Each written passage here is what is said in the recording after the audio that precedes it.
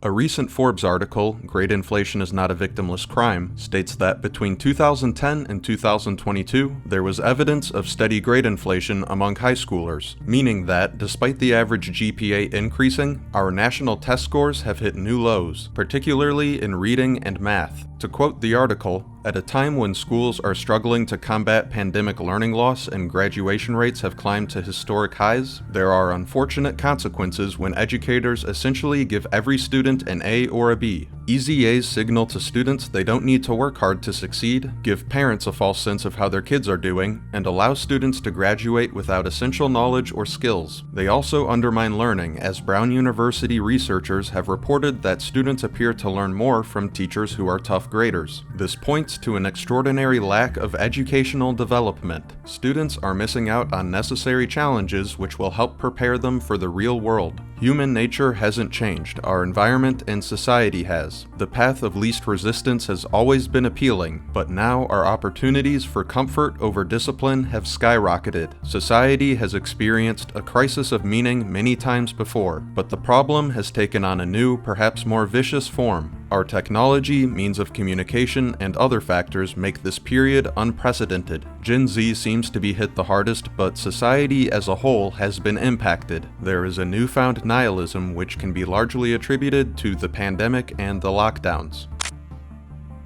So we were in a mental health crisis prior to the pandemic. Did the pandemic accelerate it? I believe so. We're coming out of the pandemic, but kids have still lost 2 years. 2 years of socialization, 2 years of education, 2 years of their world kind of being shaken up. This video from 60 Minutes looks at the mental health effects of the pandemic. While I think it's a good video, I'm going to take a more philosophical approach rather than a psychiatric one. Putting the virus itself aside, it's completely understandable as to why nihilism and hopelessness would trend during this time. An article from The Atlantic, Why American Teens Are So Sad, points to a recent study from the CDC. From 2009 to 2021, the share of American high school students who say they feel persistent feelings of sadness or hopelessness rose from 26% to 44%. The lockdowns themselves are a large contributing factor, not only interrupting social development and education, but also creating an aura of fear. It's hard to focus or find meaning if you think the world just might end. The lockdowns had a profound impact on many people's outlooks, but it's far from the only contributing factor in the crisis of meaning.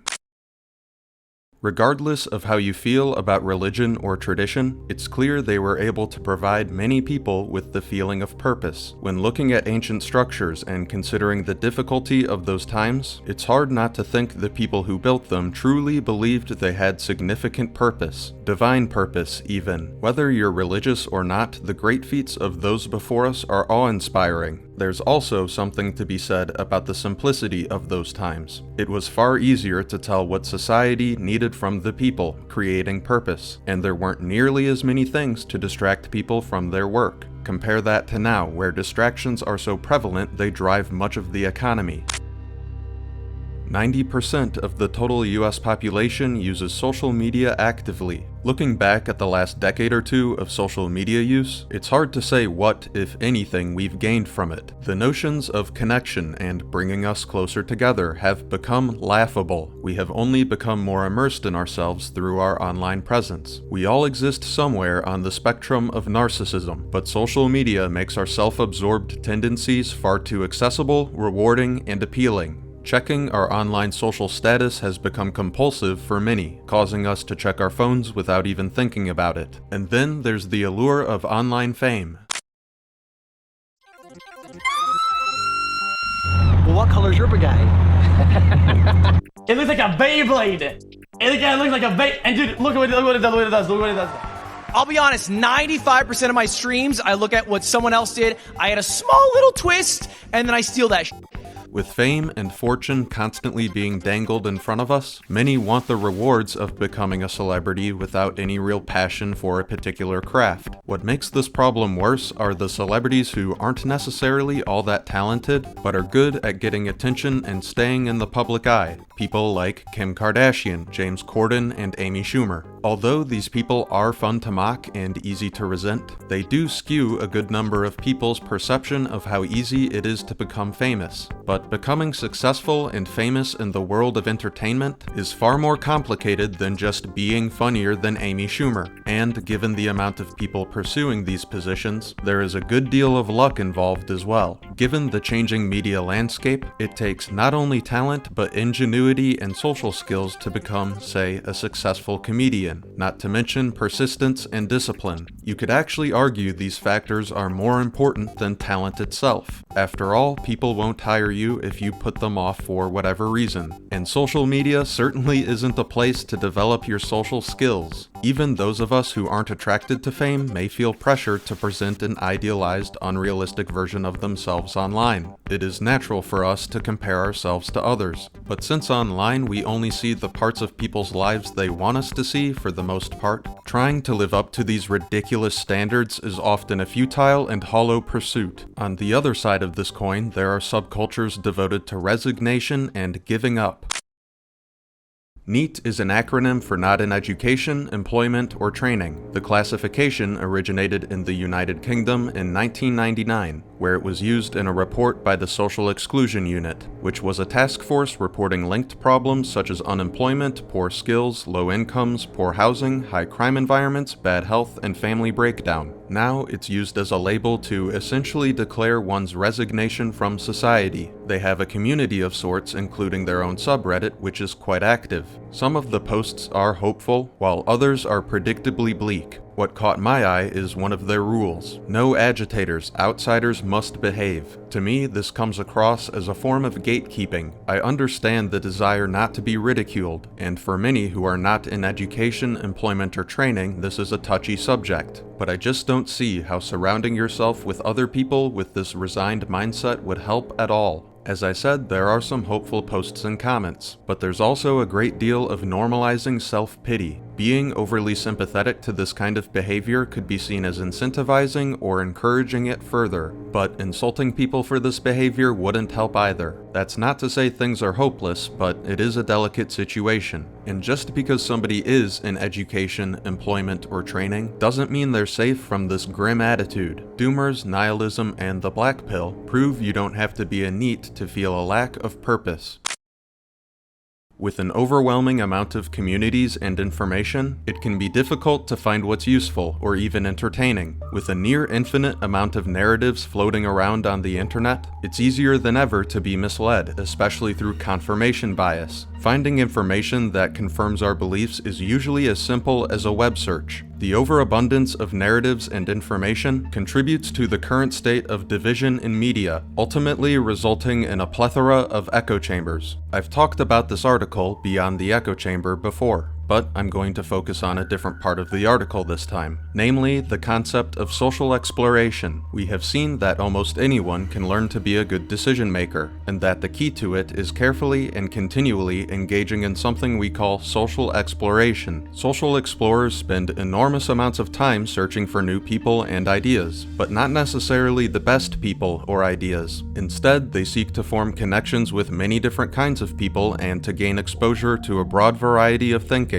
Explorers winnow down the ideas they've gathered by bouncing them off other people to see which ones resonate. Generally, those ideas are micro-strategies, examples of actions that might be taken, circumstances conducive to the action, and possible outcomes. Then, by assembling a great set of micro-strategies, social explorers make good decisions. Now, think about the inverse of this, being stuck in an echo chamber. Rather than finding new information and narratives, these communities continually find new ways to reiterate the same information. Narratives are constantly recycled, and the audience is never really challenged. If social exploration is good for decision making, then listening to the same ideas over and over again would probably lead to bad decision making. The allure of echo chambers comes from the sense of community they can provide. Given the current trend of isolation, the pull these communities have is understandable.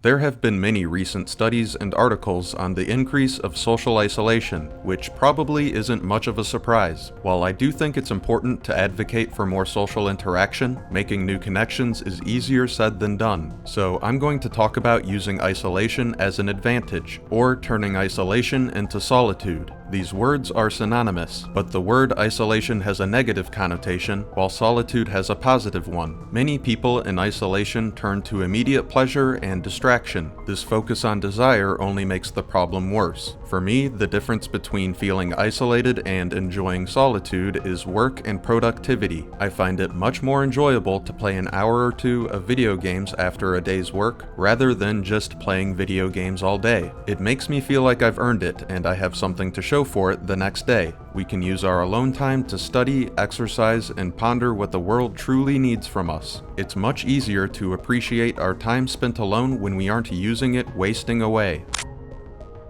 According to Carl Jung, we all have a personal shadow. When we act in an unsavory way, we may excuse ourselves by saying, "Something came over me," or "I wasn't being myself." However, these are parts of ourselves that are often ignored and underdeveloped. These are qualities that belong to us, no matter how we try to hide them. Through our disregard of our shadow, we throw away a great deal of potential rather than embracing ourselves as whole. The more we ignore these darker qualities within us, the more room they have to take on a life of their own. Before we can truly work on our shadow, we must accept ourselves honestly as the imperfect beings we all are. There is also the collective shadow, the darker, lesser known, and often misunderstood qualities of a society.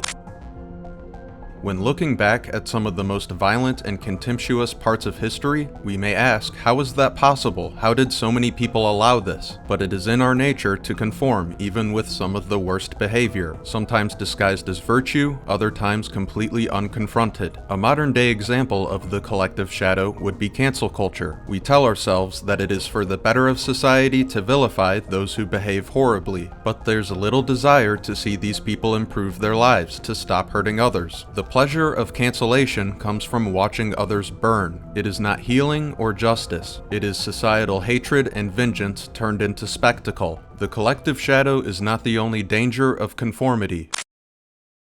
Nietzsche's idea of the last man is a concept well described in the video by Eternalized, Nihilism, Friedrich Nietzsche's warning to the world. Finally, we have nihilism as a lack of higher values, represented by the last man, one who is conformist, mediocre, and perfectly happy to be virtually the same as everyone else. They simply do what others do. They are the mass men who seem very satisfied with their lowly comforts. The last man has adjusted his standards so far downward that they are able to be met easily. He is under a woolly blanket, snuggled by the fireplace, drinking his instant cocoa with miniature marshmallows from his Life is Good trademark mug, thinking this is as good as life can get. The last man does focus on this life, but on the lowest values. His culture is that of entertainment. Through the lowering of values and prioritization of comfort, the standards for what man can and ought to provide the world fade into a quiet conformity. People stop finding wonder and inspiration in the most awesome of things. It is this ignorance of what could be which I find to be the biggest threat from conformity.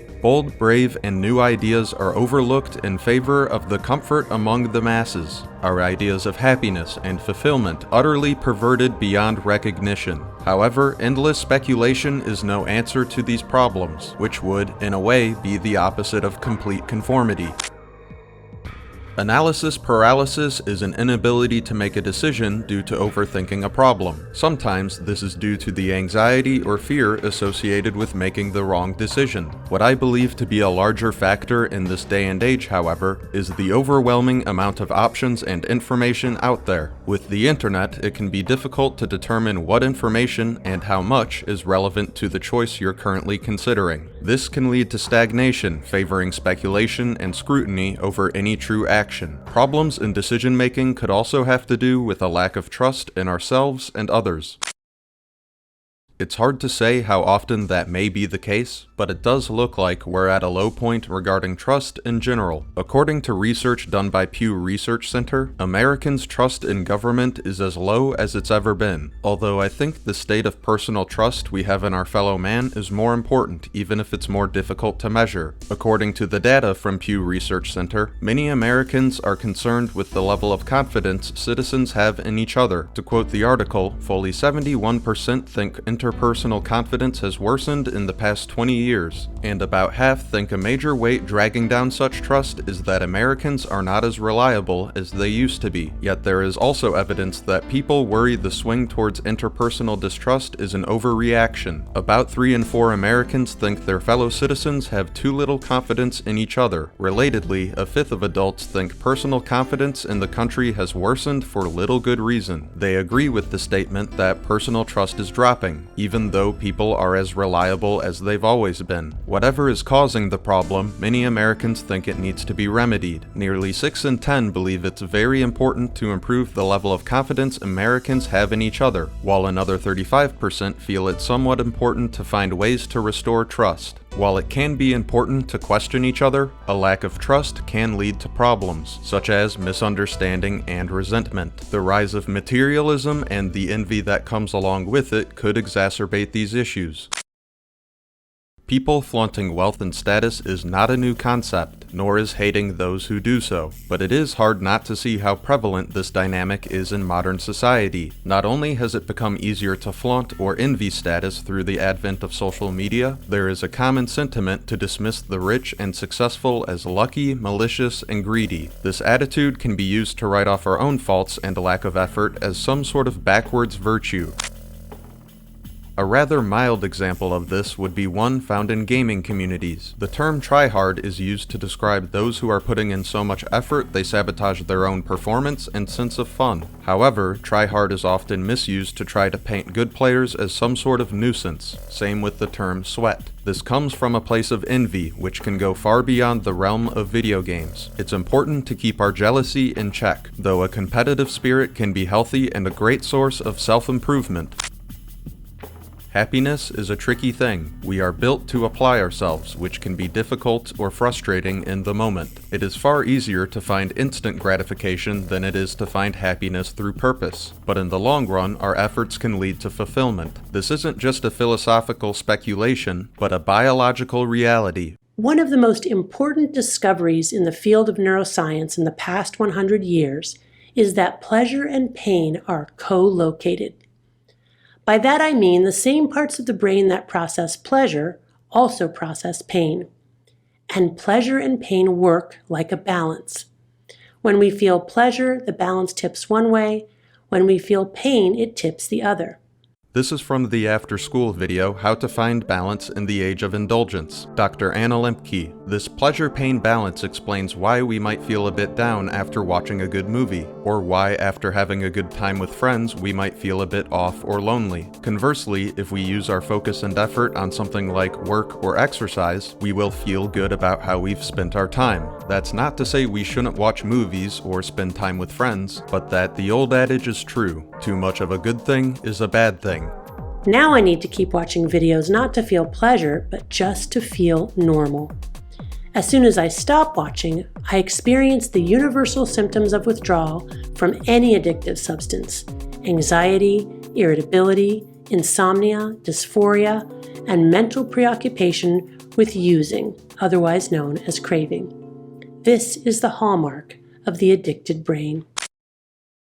The amount of overdoses in the US has skyrocketed. The online gambling market is projected to continue to grow rapidly, and social media addiction is, of course, on the rise. It's common to hear people say addiction is a disease. The intent behind this statement seems to be to indicate that you take the societal issue of addiction seriously. However, I think the word disease has a faulty connotation when used to describe addiction. While addiction does technically fit the criteria for disease or disorder, it's not quite like other mental and neurological problems such as schizophrenia or epilepsy. At its core, it's a behavioral problem more than anything else. It is a habit. These habits are reinforced through the pleasure we associate with them. What makes addiction especially difficult to overcome is that discontinuing the habit is often associated with pain and discomfort. Our brains do not reward us for quitting, at least not immediately. While some have found success with 12-step programs, I don't think there's a one-size-fits-all solution to addiction. It's a complex issue that will require much self-awareness and change. The changes we need to make will be different for each and every one of us. Michael Phelps is the most decorated Olympic athlete of all time with 23 gold medals. There's no doubt that he poured a tremendous amount of practice into swimming, yet he wouldn't have achieved such great heights if it weren't for his genetics and body type. His tall frame was perfect for such a sport. If he put all of his effort into something else, like trying to become a great gymnast, he wouldn't have achieved anything close to the results he found in swimming. In gymnastics, a shorter frame is more ideal due to the lower center of gravity the sport demands. We all have innate strengths and weaknesses. Finding our life's purpose is more complicated than just doing what pleases us or what sounds good to us. We can all excel in ways that are unique. An example of this I find myself thinking about quite often is Ricky Berwick. Ride me. Ride me. Ride me. Ricky Berwick is a comedian and online personality. He was born with Beals-Hecht syndrome, a condition that limits his movement. To many, this would be a great limitation and weakness, and in many ways, it is. However, Ricky found a way to utilize this limitation and embraced it along with his strengths: creativity, charm, humor, and a life-loving yet snarky attitude. Because of this, he found success in a way that is entirely unique to him. We all have different struggles, strengths, perspectives, and upbringings. To say that we are all equal is absurd. Of course, we should all be allowed the same rights, but to outright envy someone else's position of success is to ignore what makes us truly individual. We are all capable in our own way. This individualism can be daunting though. It takes far more foresight and effort to carve our own path than it does to follow in someone else's footsteps. Worse yet, with how many paths have been carved already, and with how apparent social media makes this, it can be overwhelming to find something we are willing to devote our lives to. Some see commitment and responsibility as the opposite of freedom, which in a way makes sense. When we decide to do something that can take decades, it's not such an obvious indicator of being free. But to be free from responsibility is to be free of control in our lives. The more responsibility we take on, the more control and power we have. Hallmarks of true freedom. When we can show the world that we are willing and capable of taking on great tasks, society allows us more choice and opportunity. This leads to fulfillment and purpose, which are integral to humanity. There are those who seek to exploit the crisis of meaning in nefarious ways. The most popular modern example would be Andrew Tate, but there are certainly others out there. They are all marked by a similar message, something that is simple and easy that will change your life quickly and provide wild riches in exchange for loyalty to their cause, and usually money. Know this, finding purpose is no easy task, and it is this difficulty that makes it all the more impressive and true.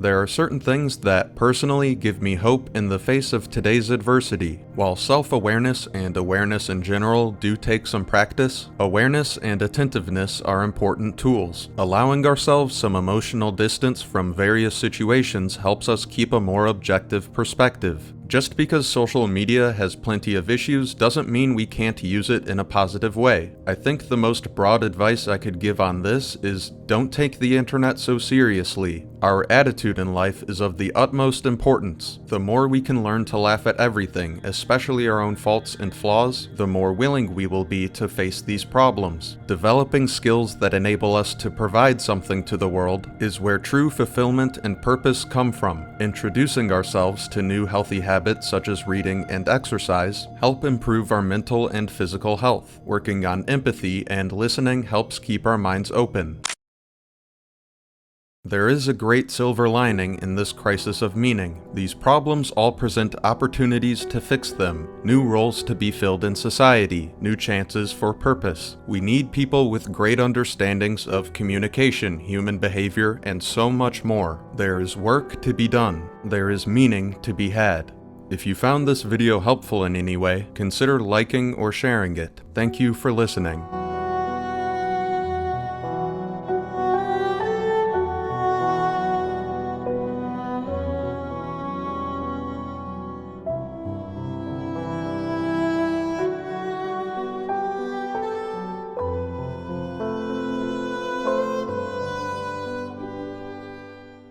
You should read the things that are on the computer. That's what it's all about. It's about selection.